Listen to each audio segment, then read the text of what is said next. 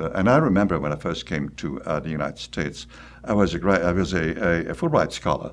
I came to this country for the first time in 1951 in Memphis, Tennessee.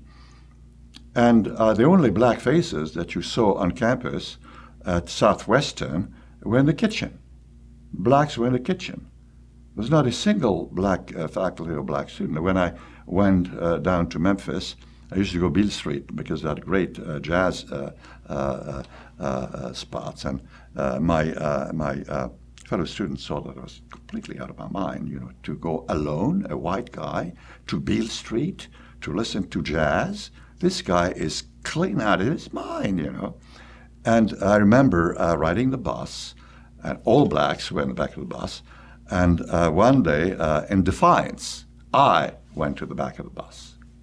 And pretty soon the driver told me, "Hey, boy, come on up front." You know, this was Memphis in 1951. And I remember this as if it were yesterday. And I remember the Civil Rights Crusade.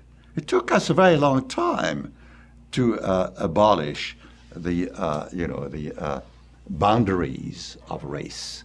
And even to this day, we're trying to establish certain norms whereby people of different backgrounds are treated equally. So the first lesson that we have to learn is that this doesn't happen overnight.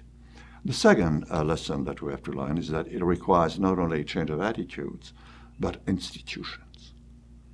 And this is why Burundi, I think, is a very interesting case, because it has institutionalized a power-sharing arrangement, whereby 60% of the members of parliament and government are Hutu, 40% are Tutsi.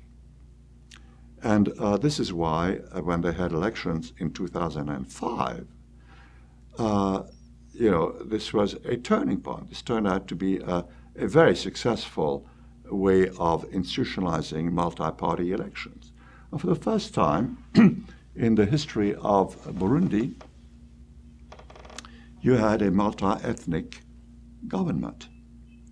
The president, of course, Nkurunziza, who is a Hutu, but you had a lot of Tutsi and Ganwa, including Jean-Marie Ngendahayo, who was a parliamentarian at the time, until, because of unforeseen circumstances, he decided to relinquish his seat in parliament. But here, then, is an example of how institutions can help